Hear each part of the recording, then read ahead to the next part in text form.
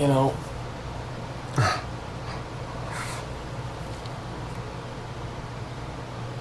oh, incidentally, I think I'm going to live. So, I don't know what's happening in Pakistan. Honest to God, what's the deal with this country? Like, it seems to me that the men there think that women are for shooting, or killing, or beating up, or murdering, or something. Understand? This is fitna. Muhammad never authorized it. Certainly God doesn't.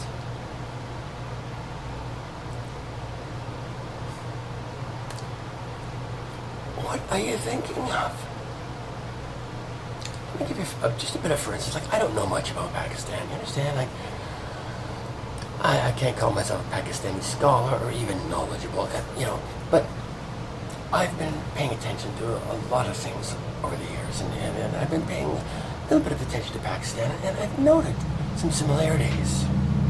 Now, my first exposure to Pakistan was sitting watching a documentary as some basically farmer who shot his wife in half with his shotgun was explaining to the documentary interviewer, pointing out to the gun that he shot her with on his wall, celebrating the thing. And explaining to this interviewer that, women are flawed. They just can't do what they're supposed to do. So, when they don't, you blow them in half. Simple. Now, I don't know where he gets this logic from, but it seems to me that the other males in Pakistan kind of subliminally support this attitude. The man was sentenced to 6 months in prison. I believe he had his sentence suspended because he paid his wife's family a couple of goats. Now, I'm not too sure about this, but even if he served the 6 months,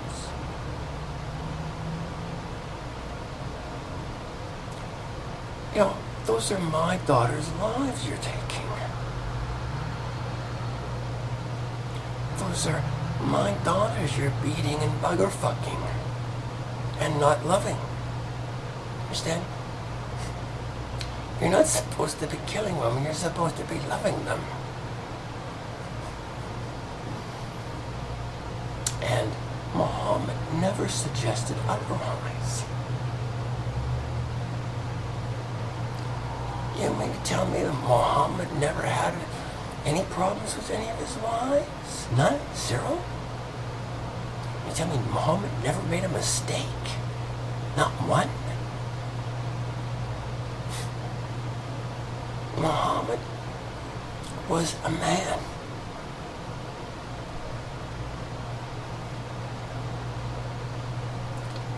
He never claimed to be anything else. I have some different theories, but that's beside the point. The point is, Muhammad was a man, as well as a prophet, and a king.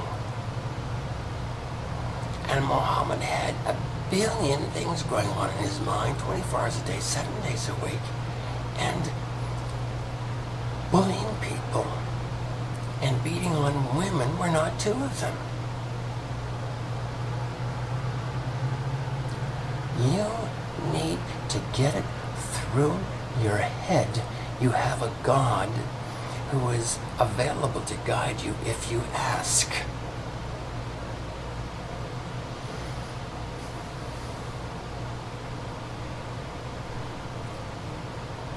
Particularly if you ask with a cleansing heart, preferably a cleansed heart. But, this fitness thing, God doesn't care what words come between your lips. What God's concerned about is your deepest heart. What's true in the deepest originations of you. That's what he listens to. And I can see from here, several thousand miles away from Pakistan, that Pakistan needs some help. I mean, you shoot little girls, you don't have the balls to do it straight up. You got to sneak around and shoot them in the back while they're not looking. In case of Benazir Bhutto.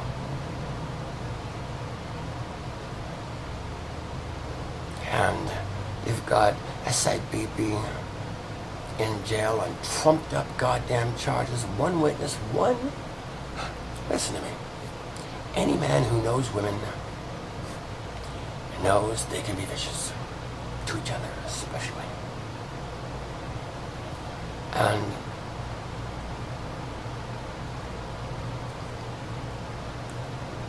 they lie. They do. And you know what? So do men. But to lie like this, like Asad Bibi is illiterate. But I doubt very, very much she's stupid. I've seen her eyes. She's not stupid. Not a dummy. And so, and she's Christian. And she's living in a Muslim population. So, you know, it would be ill-advised for me to be selling pig meat sausages in Mecca. Can we say this? I wouldn't do it. Even if I was a pig farmer, I wouldn't do it. Same thing as I wouldn't go to an NAACP convention and shout, all black people are niggers. Understand? It's not smart. And I doubt that Bibi is that stupid. Even if she thought Muhammad was a jerk. She's not going to say it in a Muslim presence. She'd call the other woman a bitch, whatever she wanted to do. But I doubt very much that she'd make some flagrant disrespecting comment about Muhammad in Pakistan. Anywhere.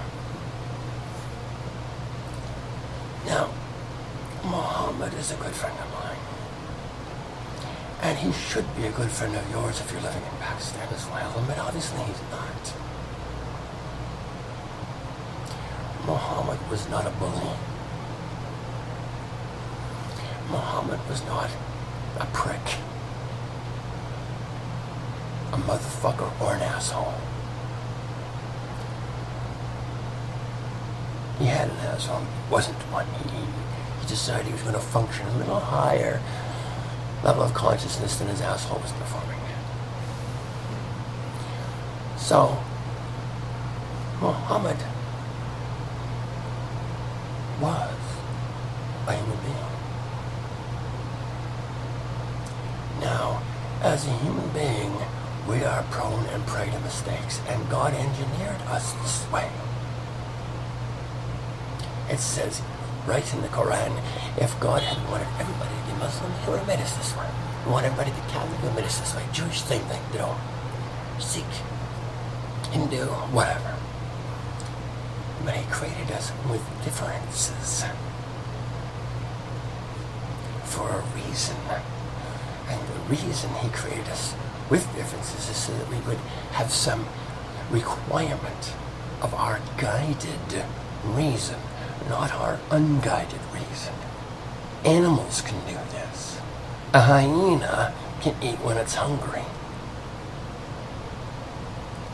It takes a human being to be discerning about what it eats. And Muslims claim to be this discerning creatures. They do not eat pork. For very good reason, especially if you're living in a desert. It's haram. It's not insured of survival. And let me tell you something. Not loving your women is not insured of survival either, because it will pervert you blind. Your women are to be loved, not butchered, for any reason.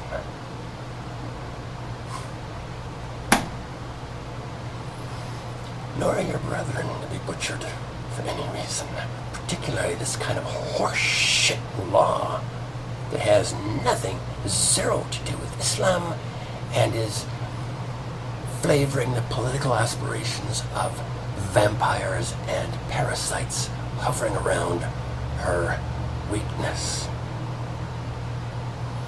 Now that is an unbecoming costume for any human being to be found in, particularly Muslim men. Can I make myself any clearer? Let this fitna go. Read the Quran, all of it, not just the parts you like, not just the juicy parts, the whole thing.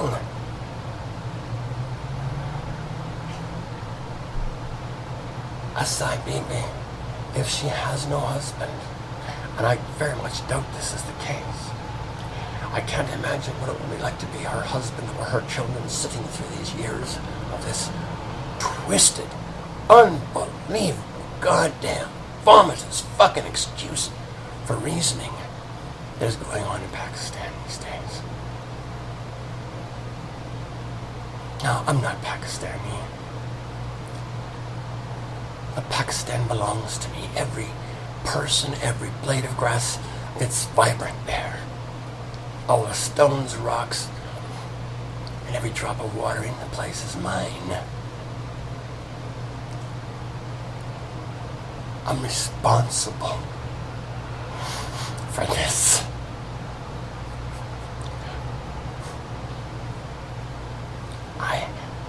I'm begging you to please help me fix it. Please help me love Pakistan.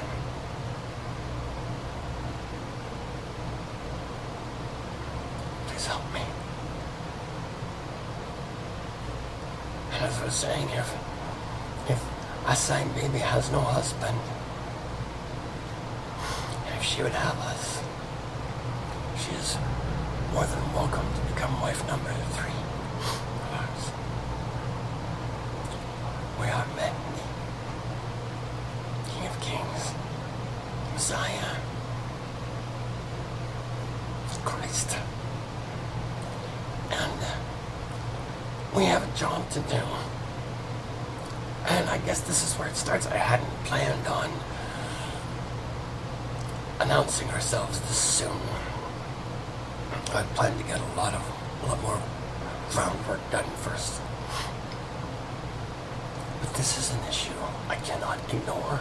I can't sweep it under the carpet. I can't pretend I don't know about it. I can't pretend I don't see it. And I need you to understand. Any protection that Muhammad, God, Mehdi, the Christ can bring to bear on this issue, bring to bear in the favor of this woman. So you look into your hearts, gentlemen, and you make a determine, am I crazy? Is this guy fucking nuts? Or is he telling me the truth? This is a question each man in Pakistan has to ask himself and answer right now.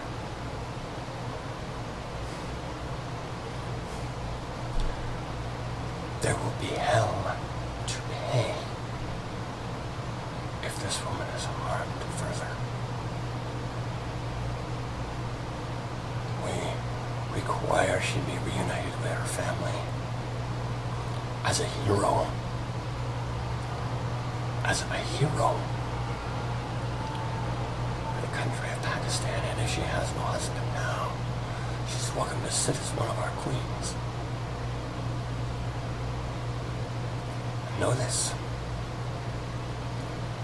I do not whistle Dixie, nor do we pray.